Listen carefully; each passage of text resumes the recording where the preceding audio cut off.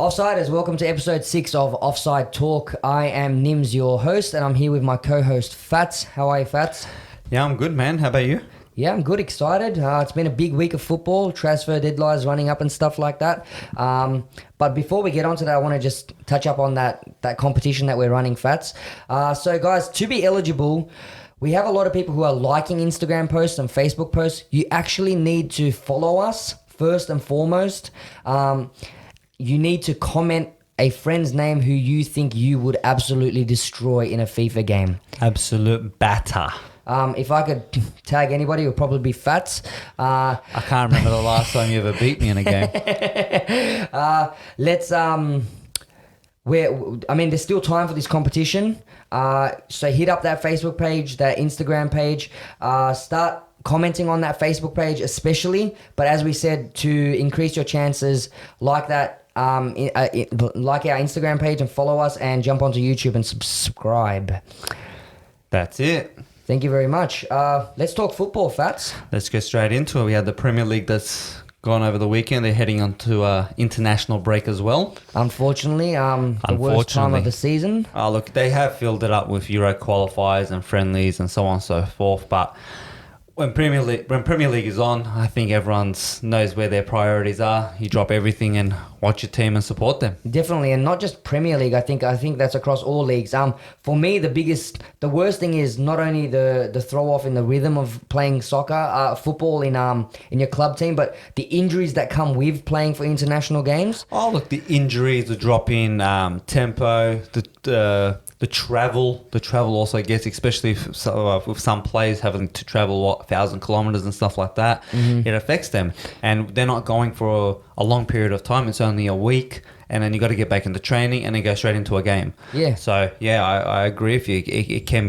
It can suck across the board. And I think we forget a lot of the time that a lot of these players already came off an international competition with like the African Cup of Nations, and they've played 4 games for their club and they've gone back into their international teams. Yeah, you had the Copa America as well, and some of the players, to be honest, it could be a fatigue thing, but we also need to keep in mind these guys are paid to play these types of games. You know, like Messi hitting 50, 60, 70 games. It's expected with the caliber of players that are in the Premier League, that are in the teams that are being selected by the national team. These are all superstars at the end of the day. So I'm hoping that there is no injuries, especially to my team. I don't think we can afford it really. Well, to be honest, I'm not even too sure if many players have been selected from my team the way we're traveling at the moment. It's good that Kante didn't get selected due to his injuries, but yeah, we're just going to have to see how the international break goes, and hopefully there's no injuries. Yeah, let's move past our international worries. But starting off the week was Man United playing Southampton. Yeah, Man United were away at Southampton. Southampton were missing 3 of their players, Fats. The 3 players that have scored in the Premier League so far. When Ohms tipped Southampton to win this, I thought it was ridiculous. But I think with a few more of those players that were not playing in this game, they could have done some damage. Look, at the end of the day, Man United is still a work in progress. Okay, Solskjaer is still trying to figure out his best 11. Some of the players are still not 100%. You can see that the connection between Rashford and some of the midfielders is not there yet. It's developing. But when I watch this game, I don't think there's one big problem that's missing for Manchester United at the moment. Okay, and I'm not too sure if United fans themselves see this.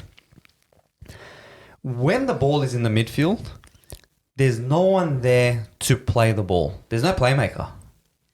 Now, everyone thinks this is Pogba, but Pogba is going back and forth. That's right. From DM to cam. And you can see as the game progresses, he's not really there when that pass needs to be played, when you have Rashford making that run. So I think when they were trying to target Christian Eriksen from Tottenham, they were looking for that. They were looking for that playmaker. They need that number 10. Yeah, the number 10, even a number 7, a number 6, whatever. It doesn't matter if they're number 58. As long as they're getting the ball to the right people, it would have been I reckon this game would have been done and dusted. Now, another big problem was it feels like Solskjaer is still trying to find his rhythm. Because when he had Rashford, Lingard, Martial all on, you can see the amount of speed, the amount of attack that they had on. But they didn't start like that. They had Juan Mata on. And Rashford was playing more of a lone striker. Yeah, well, Martial was, of course, injured and wasn't playing the game. But Martial isn't there, but you got Greenwood on the bench. Didn't play him, yeah. As soon as he came on in the second half. Towards the end of the game, you can see the amount of speed that just kicked into the attack. Mm-hmm. And Southampton at the time had a red card. So everyone was thinking, okay, Man United can take this. And then go, okay. But you can realise that as the game was going back and back and back and back, that Southampton were just stuck in their box. And Man United were a bit lost because they didn't have that someone to give that ball, that last touch to Rashford or to Greenwood or even the goal scorer, James. That goal was a beautiful goal. That was a beautiful Amazing goal. And he's a youngster. And it's as soon as these types of balls are given to these kids, they're going to put the ball in the net. So I don't know whether he took it lightly, because it is Southampton. Southampton aren't on the best of streaks. They're not playing the best football. But it did backfire on them, I reckon. And I reckon coming up in the winter for them and the summer, they need to find a playmaker. Yeah, I can definitely see them using a playmaker on the team.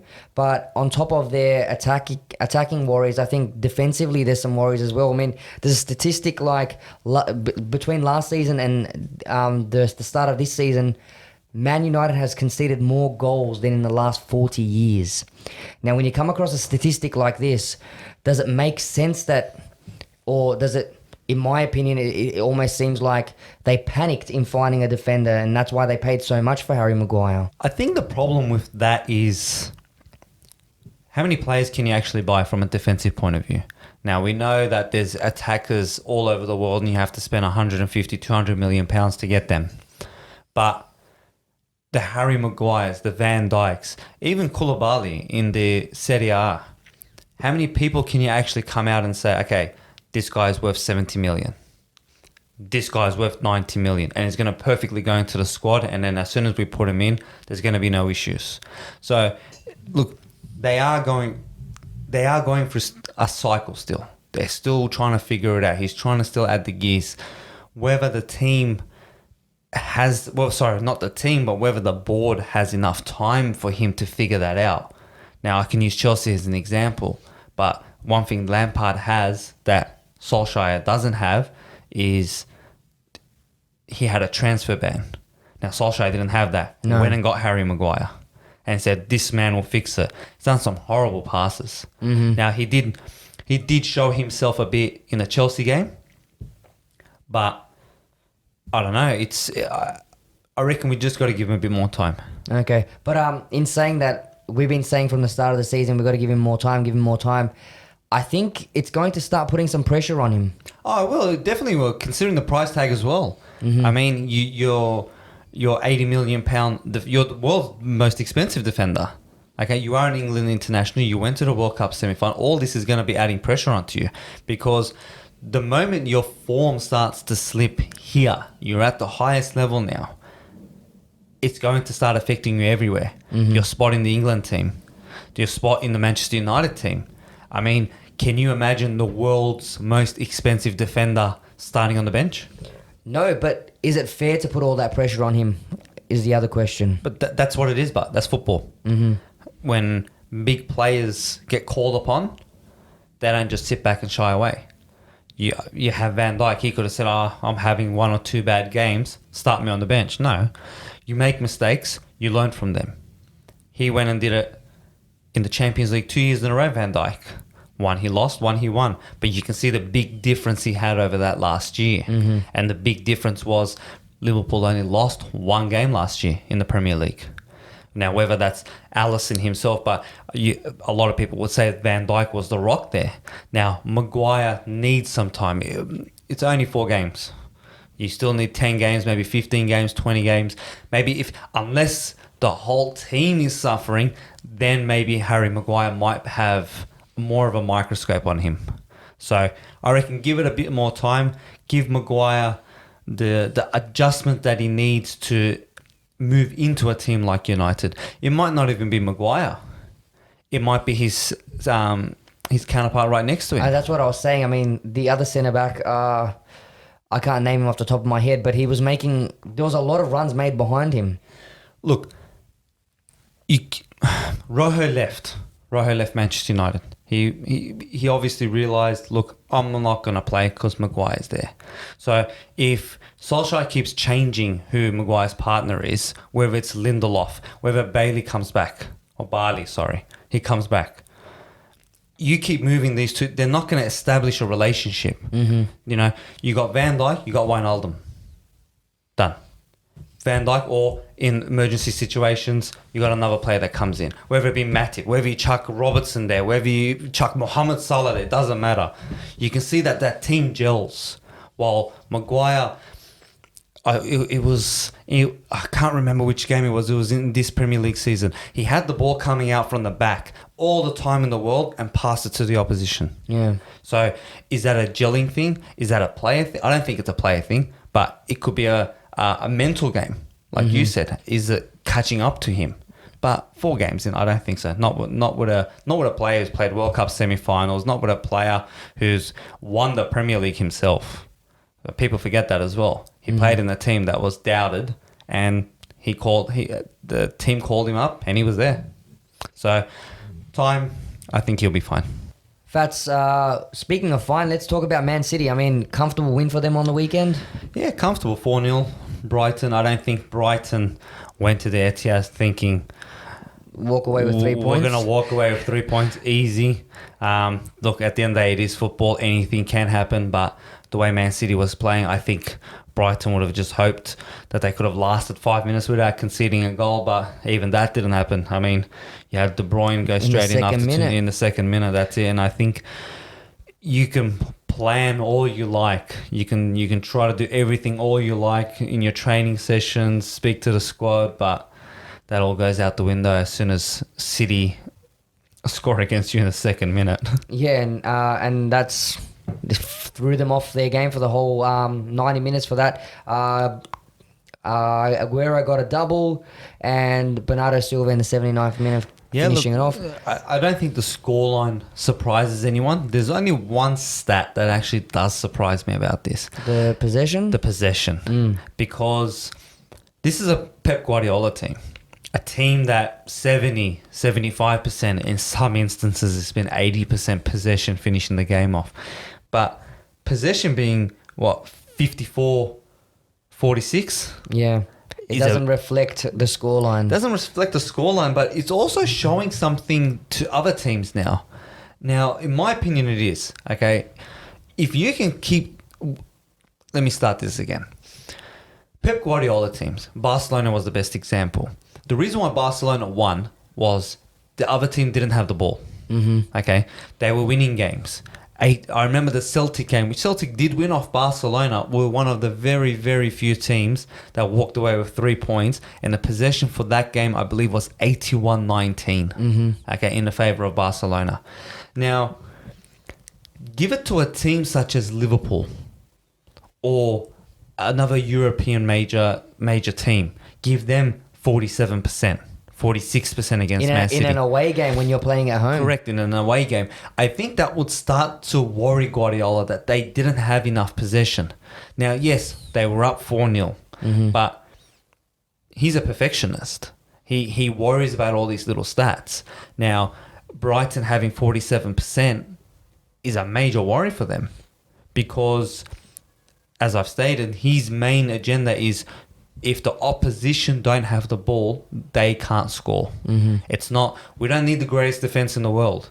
We don't need to have everyone that's a superstar. We do need superstars at the front, but his defensive mechanism was never the greatest. You look at Barcelona, there was many stages where towards the end of his reign, the defense was starting to get worried out. Once Puyol left, the defense was starting to become a bit more they were making more mistakes. Okay, same thing at Bayern Munich, and the same thing I reckon can start to happen here.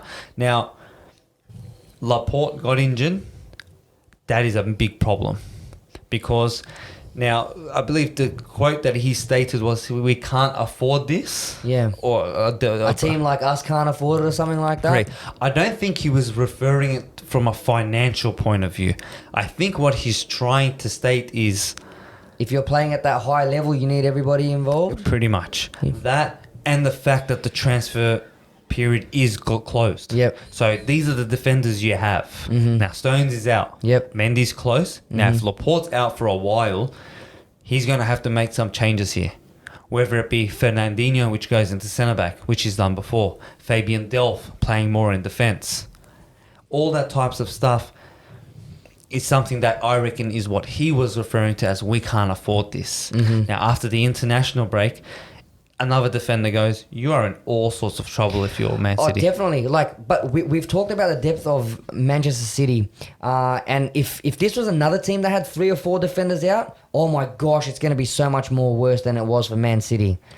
Oh, look, at the end of the day, it would have been an absolute smash. Like, it would have hammered, say, Manchester United. Yep. And to be honest, I actually did forget Fabian Delph is not part of the Man City squad anymore. He moved to Everton. So there's another player gone. Yep.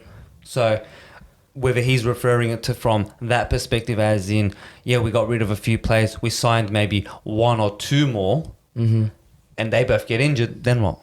Yeah. You going to start playing De Bruyne in defence? I agree with you. And just coming up on the possession facts, I'm going to disagree with you a little bit. You might call me an arsehole for this, but it's scary that if Man City is giving away this much possession, if you'd like to say, and the other team's only having 2 shots and they're scoring 4 goals even though they're not, they don't have the possession. Can you imagine them with 70 or 80% possession? What are these goals going to be like? We're going to start seeing 6-0, 7-0, 8-0 games? Well, they've done it last year. Yeah. They were winning 6-0, 5-0, 5-1. They were up 4-0 at half time easily. Now, this game finished 4-0 after 90 minutes. They were only 2-0 up at half time. Now, a team that, they only have 54% possession, but possession doesn't win you games, goals do. That's right. Now, Brighton had 2 shots on goal. They had 6 shots in total. But, again, this is Brighton.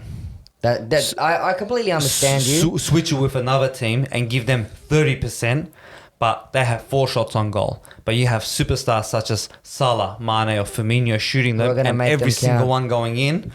You can have 70% in the world. Doesn't matter. Yeah. Here we go, Fats. We've got Chelsea and Sheffield United, and you can see those possession stats there, 62% to 37%, or 62 to 38 roughly. And it didn't win Chelsea a game.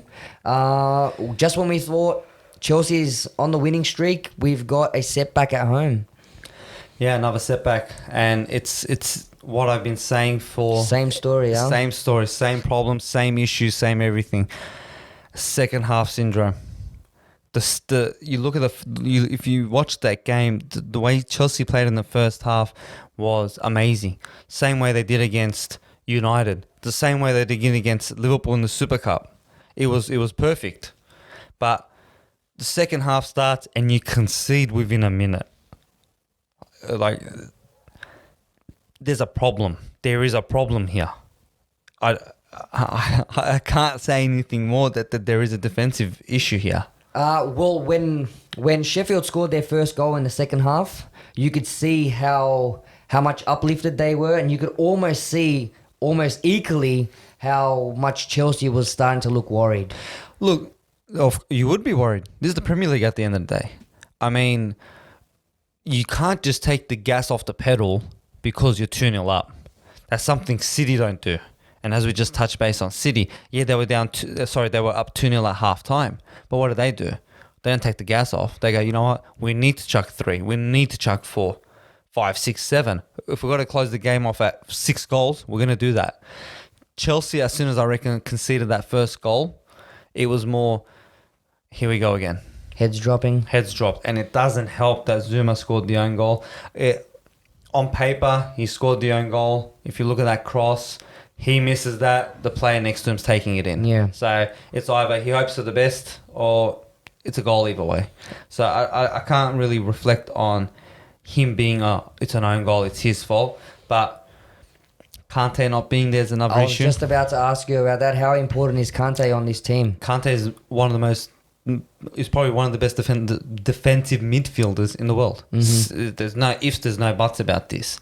Many players have stated, and I think it was Hazard that was stating it last year, the year before. In training, it feels like there's two of him, and you can see that on the pitch. We definitely saw that in the European Super Cup. That's right. As soon as it was on the pitch, the game shut down. Same thing happened in Man United.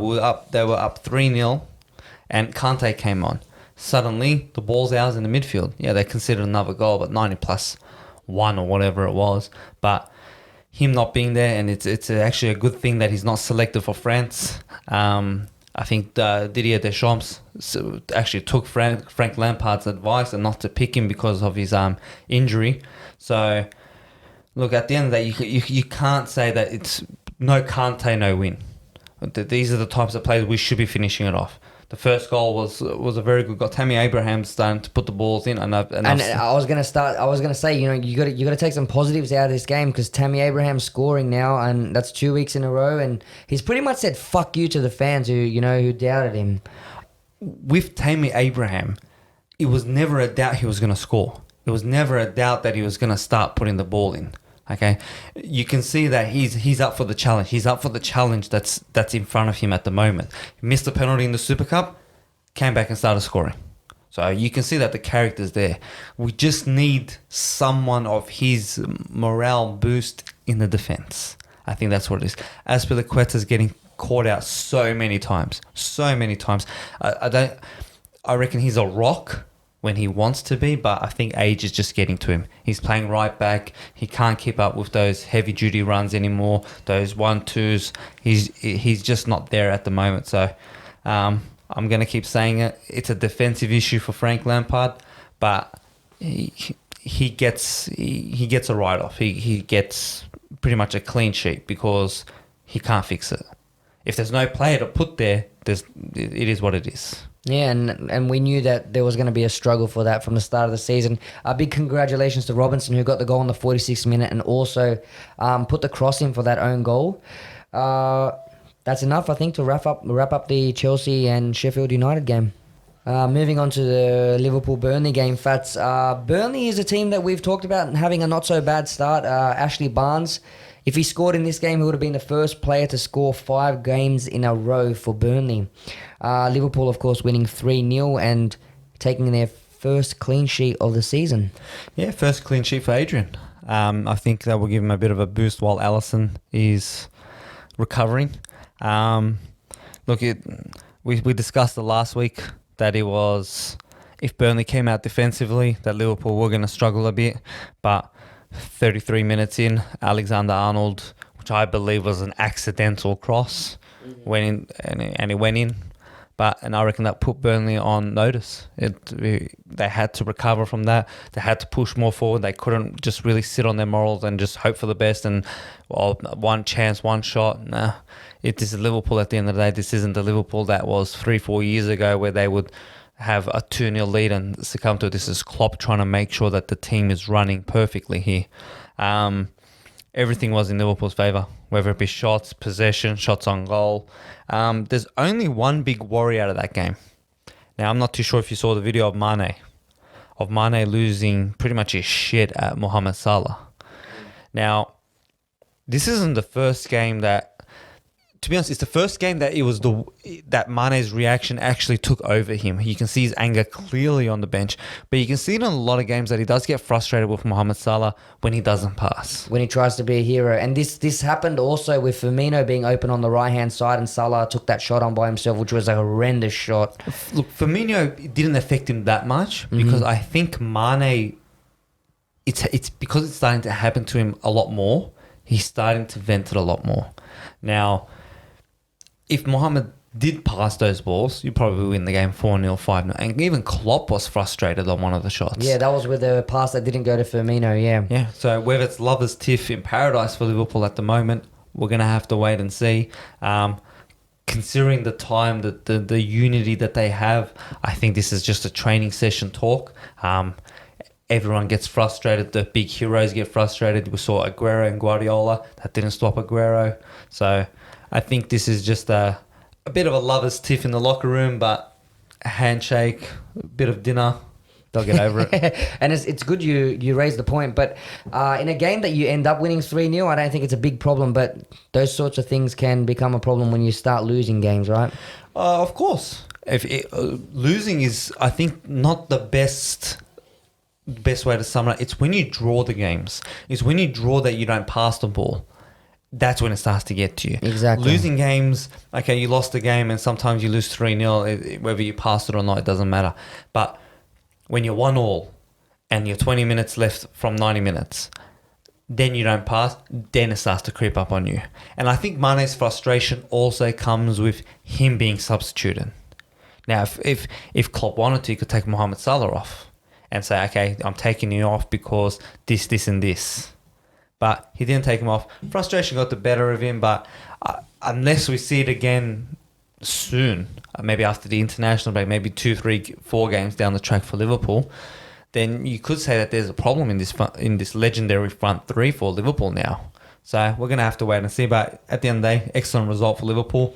Still keeping their 100% record. Yeah, and Firmino getting his 50th goal and being the first Brazilian to do it in the EPL. So congratulations to him. Yeah, that's an excellent stat for him, to be honest. Considering the way that they're playing. I mean, you have Gabriel Jesus, who's a striker for Man City, a team that's scoring 5-6 goals. I know he's not a starter, but he has been scoring goals, but he's only 50% of what Firmino has. Mm-hmm. So, yeah, congratulations to him. Moving on to the big one, the North London derby.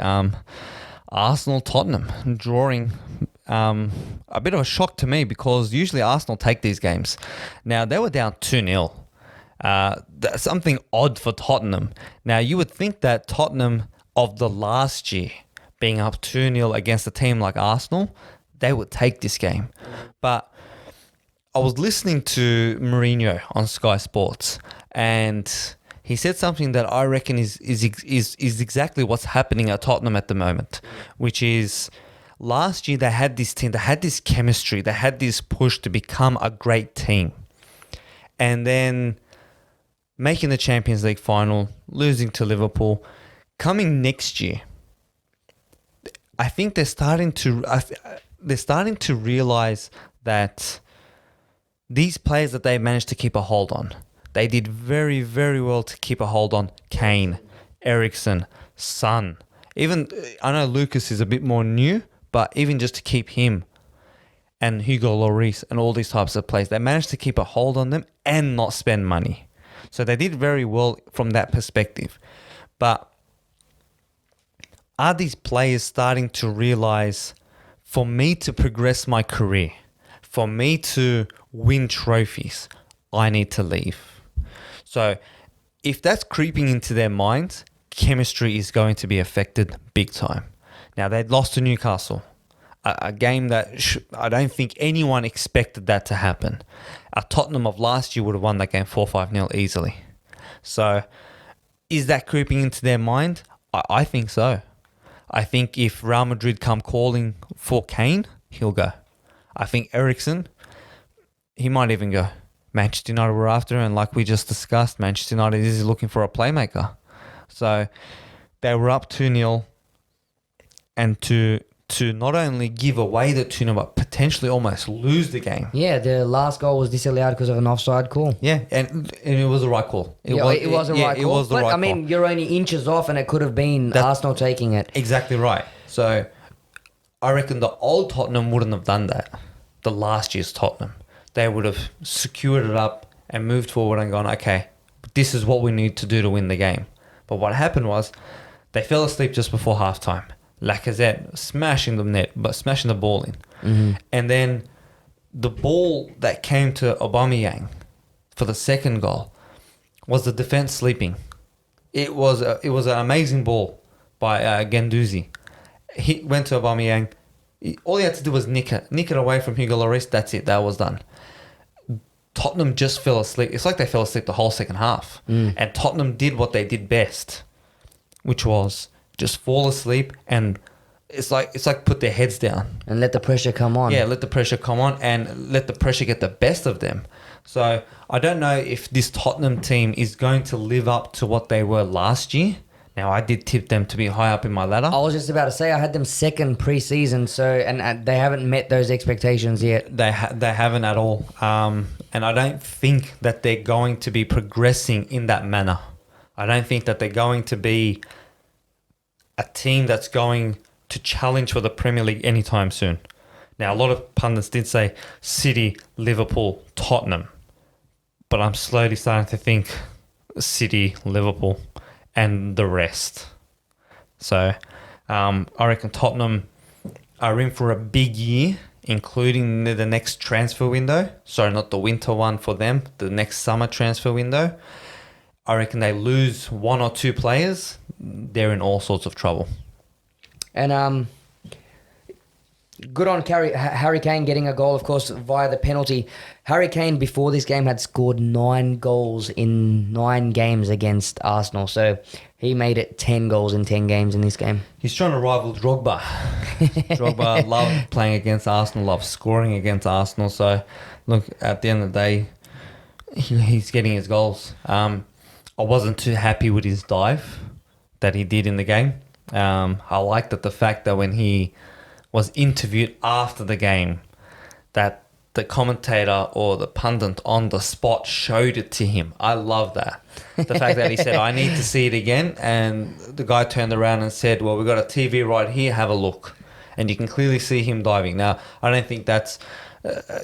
you can sum that up in any way besides being an amazing viewing to watch yourself dive and trying to justify it. Yeah. So, but look, 2-2.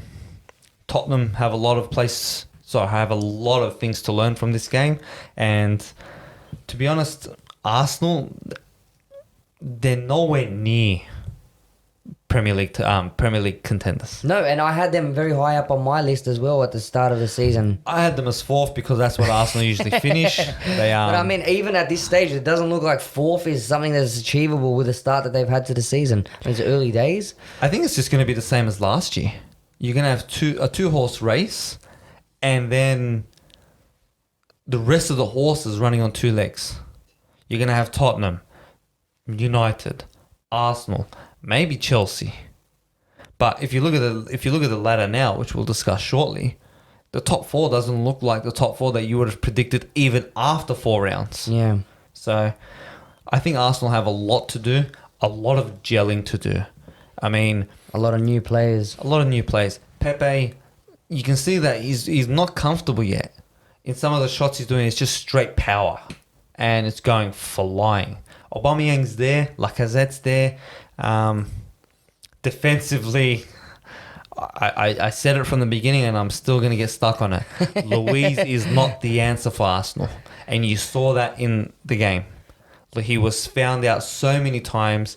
He was caught out so many times, not only in this game, but also in the Liverpool game. Yeah. And that's what I was referring to as the David Luiz that you don't want in your team. Mm-hmm. When he's on point, when he's doing what he needs to do in that team, he's brilliant. But when this type of David Luiz comes out, you're losing the ball, you're opening position, defenders doing 2 times work. It's not the solution for them. So, but yeah, 1 point each. Plenty of things to learn for these 2 teams. Yeah, I predicted that. Woo! Just to sum up the 4th match day fixtures, Fats, we had Crystal Palace at home beating Aston Villa 1-0. We had Leicester winning at home against Bournemouth 3-1. We had Newcastle and Watford taking a point each 1-1. We had West Ham beating Norwich 2-0 at home. And Everton beating the Wolves 3-2. Yeah, and that's round 4 leading into the international break. Now, let's just have a look. Let's just have a look at the ladder. Now, we have 3 teams undefeated, but 1 with a perfect 100% score. Liverpool leading the pack. Yeah.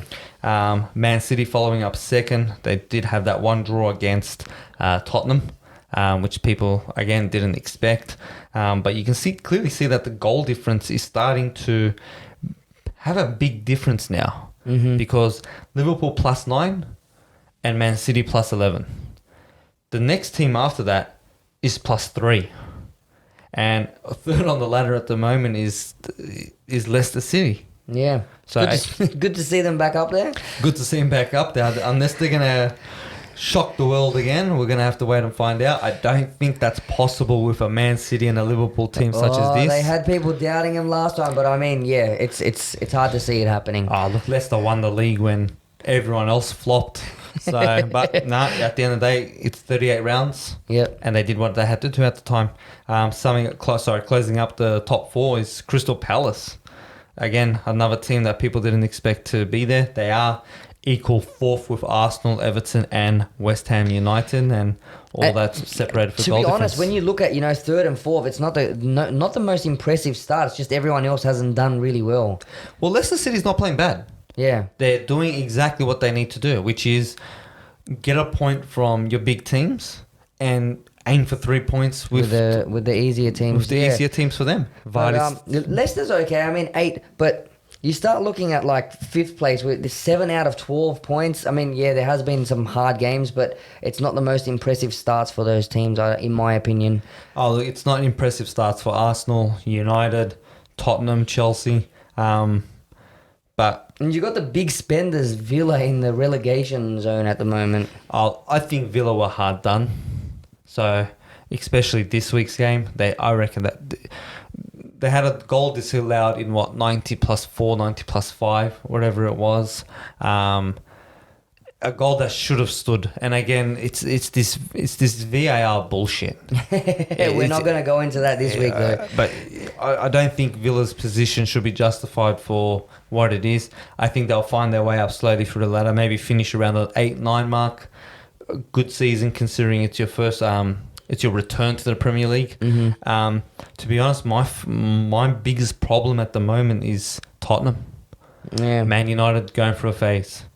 Chelsea going for a phase. Arsenal, big money spenders, going for a phase. Tottenham, 9th spot. A Champions League final making team in 9th spot already. So we're going to have to wait and see if they can bounce back from a loss and a draw. So Liverpool leading the pack with City following. I think those two will be switching, or it could stay like this and Liverpool could end the drought. Yeah, let's hope so. Let's hope it's not a repeat for Liverpool like it was last season and start dropping off some points towards the end of the season. Just to touch on a few results across Europe. We'll start off with the Bundesliga. Bayern Munich, massive victors against the relegation team mates. Bayern Munich winning 6-1. I think that's Bayern Munich bouncing back after a bit of a slow start to their campaign. The shock of the week for the Bundesliga was Union Berlin beating Dortmund 3-1 at home. Now, Union Berlin, that is their first ever win in the Bundesliga. Not this season, their first ever win. So against a team like Dortmund, I don't think any player would have left there without going straight over to whatever bar they're going to go to and enjoy that. I think if they lost the next 30 games, they wouldn't care. You could hold on to something like that for the next 15 years, but we beat you 3-1. That's it. We beat you 3-1, and it was our first ever win. So yeah, that's just a bit of a summarise for the Bundesliga. Now, leading the pack is RB Leipzig. So they're 3 from 3 in the Bundesliga, and I think in the Champions League they're going to be a bit of a dark horse as well, considering the money that's coming into that team. Bayern Munich second, Wolfsburg, third, and Bayern Leverkusen in 4th spot. All 4 of those teams are without any losses, but it's RB that's leading with a 100% record. And they've got that easy Group G that we talked about in the Champions League, so they could make a statement there. They could open their position in the Bundesliga, even if they lost 1 or 2, still stay within the top 4 so they can focus on the Champions League. Yeah. So anything's possible there. Moving into La Liga, where there was a few shocks, I should say. Barcelona drawing again away. Now, this was to Osasuna. Again, no Messi, no Suarez, but a team like Barcelona are we starting to see signs of Barcelona without Messi? Is this the equivalent of Ronaldo not being at Real Madrid? So now Suarez is out. Messi, I believe, is out for another month. But another 2 points lost here. A game that Barcelona should be taking away 3 points, and usually they would. So we're gonna have to wait and see if the Messi effect is really happening at Barcelona. Sorry, the Messi-less effect is really happening at Barcelona. Another draw and another shock draw was Real Madrid. Now Real Madrid were were down 2-0. And Zidane's favourite player, Gareth Bale, came on, scored 2 goals, saved Zidane's ass. And gave him the 1 point. And not only that, but decided, hey, I've scored 2 goals, let me get myself sent off now. So I think are the fans slowly turning to Bale because he's the saviour now? I don't think so. I think as soon as you make a signing, Bale is out of there. Zidane, I think, is putting forced trust into him, as in, I don't have any other option. I can keep pissing you off, but I need you to score goals, and he's scoring goals at the moment. He's saving them from every angle, pretty much. As a manager, I couldn't think of a more scary situation to be in. To say that, hey, I don't really like you, but I need you. Yeah, I don't like you. I don't want to play you. You're not in my plans. So go on there and score some goals for me. And then get yourself sent off because I'm not playing you in the next game. Yeah, to be honest, it was pretty much his 2 goals for you, Zidane. Now fuck off because I'm not in the next game. Let's see what you do then. So we're going to have to wait and see how Real Madrid recover from a Bale-less team and see if they can return back to winning ways. Now, Atletico Madrid as well, I know they won 3-2, but they were down 2-0. So, but the players stepped up, that Diego Simeone team stepped up. Felix getting his first ever goal in the La Liga. And I think that might be a bit of a turnaround for him for his future. I reckon this kid is a youngster that has so much potential of what they're progressing or what they're thinking, projecting for him for the future. Another Ronaldo like for Portugal. So we're gonna have to wait and find out. And it's the old cliche. I mean, I mentioned it last week. It's these games you play shit in that it's most important to take the 3 points. And Atletico, they're making a 3 from 3. That's exactly right. 100% record, leading the pack in the La Liga. The top 4, again, is sort of similar to the Premier League. You wouldn't expect some of these teams to be there.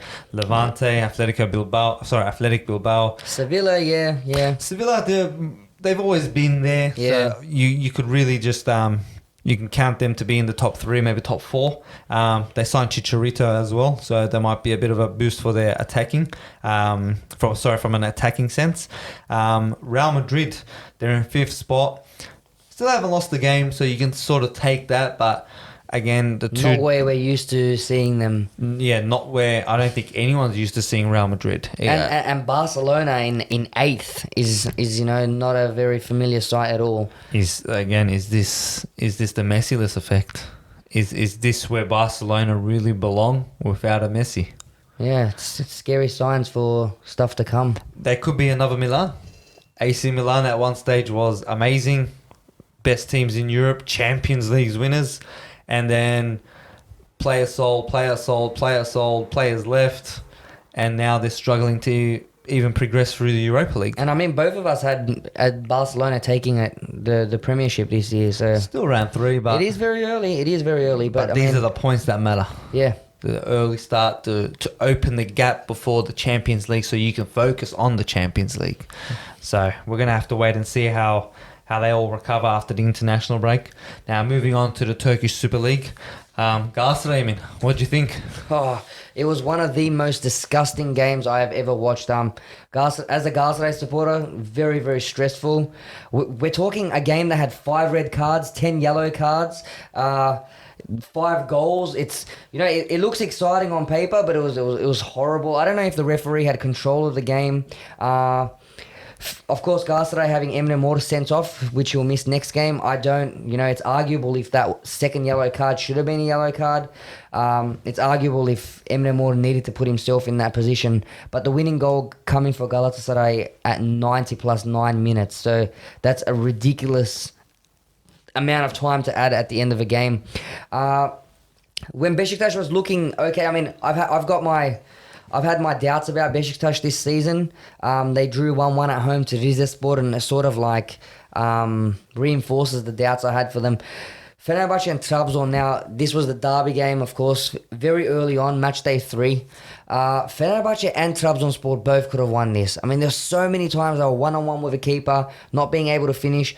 But as hard as it is for me to say as a Galatasaray supporter, Fenerbahce are moving the ball very fast this season. The way they're moving the ball is unbelievable. Gary Rodriguez, he did what he got famous for last season. I mean, he took on the defender, beat him. He's taken on the keeper, he's beaten him. Open goal, and he swings it wide.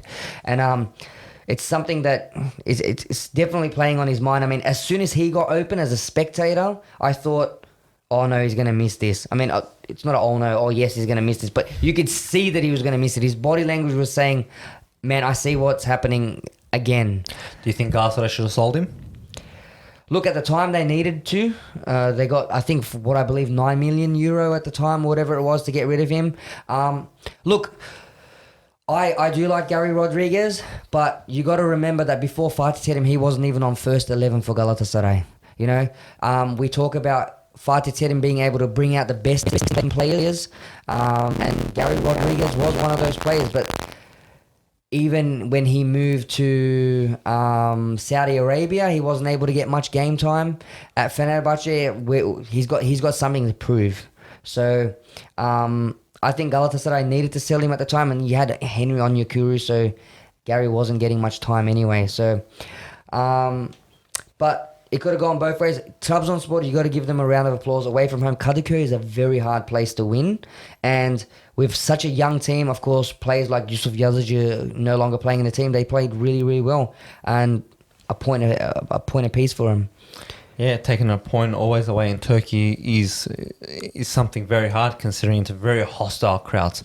I mean, you can take the two biggest teams, Galatasaray and Fenerbahce. At the moment, those two start to clash. There's a reason why away fans aren't allowed in those games anymore. They as of last year, they're actually allowed to, but yeah, there was a long time ban for away teams to be entering the stadiums. But when they do go even, you see the big difference of the amount of security, the amount of problems, the amount of security checks even. Yep. Like we went to a game last year or the year before that, and there was the amount of security checks that are involved and the amount of problems. So yeah, Trabzonspor, 1 point, I reckon if you offered that to them before the game started, they might have even taken it. Yeah, and yeah, definitely. Fenerbahce is very hard to beat. You know, they played Beşiktaş last year, where Beşiktaş was in front 3-0 at halftime, and Fenerbahce always manages to, you know, come back, and they drew 3-3. Here's my worry for Fenerbahce. I mean, they haven't